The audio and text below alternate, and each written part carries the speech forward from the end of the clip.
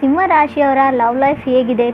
Taro ಮುಖಾಂತರ ಮಾಹಿತಿನ ಕೊಡ್ತಾ ಇರೋದು. ನಿಮಗೆ ರೆಸೊನೇಟ್ ಆದರೆ ತೊಗೊಳ್ಳಿ, ಇಲ್ಲಾಂದರೆ ಬಿಟ್ಬಿಡಿ. ನಿಮಗೆ ಈ ವರ್ಷ ಒಂದು ಗುಡ್ ನ್ಯೂಸ್ನ ಕೇಳೋವಂಥ ಸಮಯ ಅಂತ ನಾನು ಹೇಳ್ತೀನಿ. ಮೆಸೇಜು ಅದು ಯಾವುದೋ ವಿಷಯದಲ್ಲಿ ಕೂಡ ಆಗಿರ್ಬೋದು. ಅದು ನಿಮ್ಮ ಮ್ಯಾಚಿಂಗ್ಗೆ ಅಥವಾ ನಿಮ್ಮ ಪಾತ್ರಕ್ಕೆ ಬಿಟ್ಟಂಥ ವಿಷಯ ಅಂತ ನಾನು ಹೇಳ್ತೀನಿ. ಫಸ್ಟ್ ಕಾರ್ಡ್ ನನಗೆ ಸ್ಟಾರ್ ಕಾರ್ಡ್ ಬಂದಿದೆ. ಸ್ಟಾರ್ ಕಾರ್ಡ್ ಅಂದರೆ ಹೇಳ್ಬೋದು, ಸ್ಟಾರ್ ಬಂದಂಗೆ ನಿಮಗೆ ಸ್ಟಾರ್ ಕಾರ್ಡ್ ಬಂದಿರೋದ್ರಿಂದ ಖಂಡಿತವಾಗಿ ಈ ವರ್ಷ ನೀವು ಗುಡ್ ನ್ಯೂಸ್ನ ಕೇಳ್ತೀರಾ. ಮತ್ತು ನಿಮಗೆ ತುಂಬ ದಿನಗಳಿಂದ ಕಾಡ್ತಾ ಇರೋ ಕೆಲವು ಪ್ರಶ್ನೆಗಳಿಗೆ ಕೂಡ ಉತ್ತರ ಖಂಡಿತ ಸಿಗುತ್ತೆ. ಈ ವರ್ಷ ತುಂಬ ಡಿವೈನ್ ಬ್ಲೆಸ್ಫುಲ್ ಫೀಲಿಂಗ್ ಇರೋವಂಥ ವರ್ಷ ಅಂತ ನಾನು ಹೇಳ್ತೀನಿ. ನೀವು ಅಂದ್ಕೊಂಡಿರೋ ಕೆಲಸ ಎಲ್ಲ ಆಗುತ್ತವೆ. ವಿಶ್ ಗ್ರ್ಯಾಂಟೆಡ್ ಅಂತ ನಾನು ಹೇಳ್ತೀನಿ. ಸೆಕೆಂಡ್ ಕಾರ್ಡ್ ನನಗೆ ಹೈ ಪ್ರೀಸ್ಟೆಸ್ ಬಂದಿರೋದ್ರಿಂದ ನಿಮಗೆ ತುಂಬ ಅಟ್ರಾಕ್ಷನ್ ಇದೆ, ತುಂಬ ಗ್ಲೋವಿಂಗ್ ಆಗಿರುವಂಥ ಅದರ್ ಪರ್ಸನ್ ಇರೋದು. ಅವರು ಕೂಡ ತುಂಬ ಆಸ್ಟ್ರಾಲಜಿ ಬಗ್ಗೆ ಬಿಲೀವ್ ಇರೋಂಥ ಪರ್ಸನ್ ಇರ್ತಾರೆ ಅವರು. ಥರ್ಡ್ ಕಾರ್ಡ್ ನನಗೆ ಏಸ್ ಆಫ್ ವಾಂಡ್ಸ್ ಬಂದಿರೋದ್ರಿಂದ other person may be fire ಸೈನಿಂದ ಬಂದಿರೋರು ಆಗಿರ್ತಾರೆ. ಮೀನ ಅಥವಾ ಸಿಂಹ ಅಥವಾ ಮೇಷರಾಶಿಯವರು ಆಗಿರ್ಬೋದು. ಕಮಿಟೆಡ್ ಆಗಿದ್ದರೆ ಖಂಡಿತವಾಗ್ಲೂ ಅದರ್ ಪರ್ಸನ್ ನೀವು ಮುಂಚೆನೇ ರಿಲೇಷನ್ಶಿಪ್ಪಲ್ಲಿ ಇರೋರಾಗಿದ್ದರೆ ಖಂಡಿತವಾಗ್ಲೂ ಅವರು ಕುಂಭರಾಶಿಯವರು ಆಗಿರ್ತಾರೆ ಅಂತ ನಂಗೆ ಅನಿಸುತ್ತೆ. ಮತ್ತು ಇದು ರೀಲೊಕೇಶನ್ನ ಟೈಮ್ ಇರೋದ್ರಿಂದ ನೀವು ಟ್ರಾವೆಲ್ ಮಾಡ್ತಾ ಇರ್ಬೋದು ಅಥವಾ ಅದರ್ ಪರ್ಸನ್ ಟ್ರಾವೆಲ್ ಮಾಡ್ತಾ ಇರ್ಬೋದು ಒಂದು ಪ್ಲೇಸಿಂದ ಇನ್ನೊಂದು ಪ್ಲೇಸಿಗೆ ಅಂತ ನಾನು ಹೇಳ್ತೀನಿ. ತುಂಬ ಮೂಮೆಂಟ್ ಇರೋವಂಥ ರಿಲೇಷನ್ಶಿಪ್ ಇದು. ಅಷ್ಟೇ ಅಪ್ ಆ್ಯಂಡ್ ಡೌನ್ಸ್ ಇರೋವಂಥ ರಿಲೇಷನ್ಶಿಪ್ ಅಂತ ನಂಗೆ ಅನಿಸುತ್ತೆ. ಕ್ವೀನ್ ಆಫ್ ವಾಂಡ್ಸ್ ಮತ್ತು 3 ಆಫ್ ವಾಂಡ್ಸ್ ಬಂದಿದೆ ನನಗೆ 4th ಪ್ಲೇಸಲ್ಲಿ. ಪಾಸಿಬಲ್ ಕಮಿಟ್ಮೆಂಟ್ ಇದೆ. ನೀವು ಟ್ರೈ ಮಾಡಿದರೆ ಕೆಲವರಿಗೆ ಮಾತ್ರ ಕಮಿಟ್ಮೆಂಟ್ ಇದೆ ಅಂತ ನಾನು ಹೇಳ್ತೀನಿ, ಎಲ್ರಿಗೂ ಅಲ್ಲ.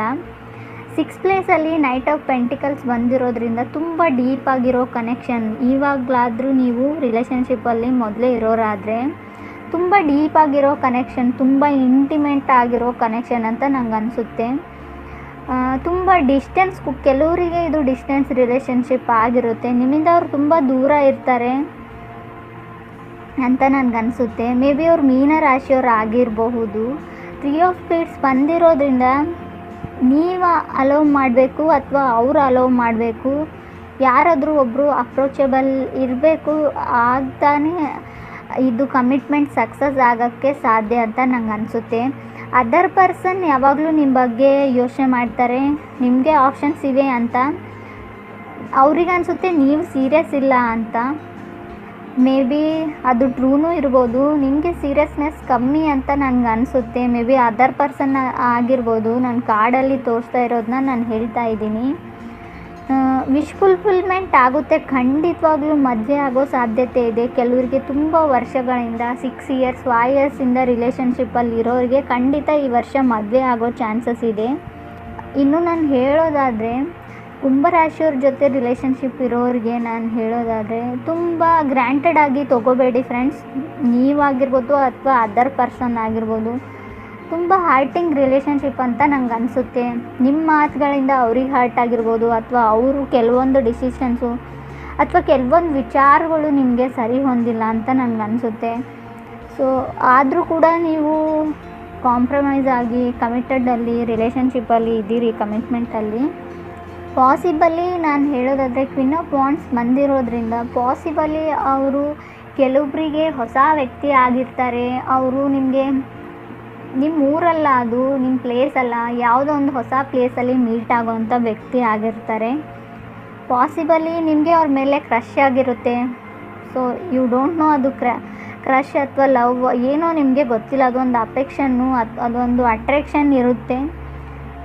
ನೀವು ಅಪ್ರೋಚ್ ಮಾಡಬೇಕು ಅಂತ ಅಂದ್ಕೊಂಡಿರ್ತೀರಾ, ಮಾಡ್ತಿರೋ ಇಲ್ವೋ ಅನ್ನೋದು ನಿಮ್ಮ ಮೇಲೆ ಬಿಟ್ಟಿದೆ. ಕಾರ್ಡಲ್ಲಿ ಅಷ್ಟೊಂದು ಕರೆಕ್ಟಾಗಿ ಹೇಳೋಕ್ಕಾಗ್ತಾ ಇಲ್ಲ. ನಾನು ಪರ್ಸ್ನಲಿ ಕಾರ್ಡ್ ಶಫಲ್ ಮಾಡಿದರೆ ಖಂಡಿತ ನಿಮ್ಗೆ ಅಷ್ಟೊಂದು ಧೈರ್ಯ ಬರುತ್ತೋ ಇಲ್ವೋ ಅನ್ನೋದು ನಂಗೆ ಅರ್ಥ ಆಗುತ್ತೆ.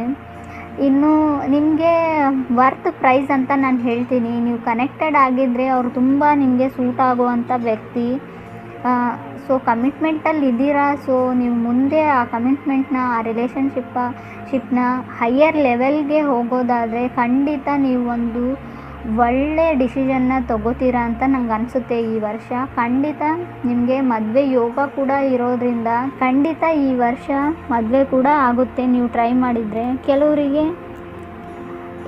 ಕೆಲವರಿಗೆ ಹೊಸ ರಿಲೇಷನ್ಶಿಪ್ಪಲ್ಲಿ ಸ್ಟಾರ್ಟ್ ಮಾಡೋರಾಗಿದ್ದರೆ ಖಂಡಿತ ಹೊಸ ವ್ಯಕ್ತಿ ಎಂಟ್ರಿ ಆಗುತ್ತೆ.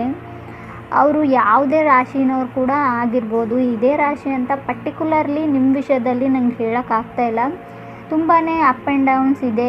ಕಾರ್ಡ್ಸ್ ಶಫಲಲ್ಲಿ ತುಂಬ ಥ್ರೋ ಔಟ್ ಆಗ್ತಿರೋದ್ರಿಂದ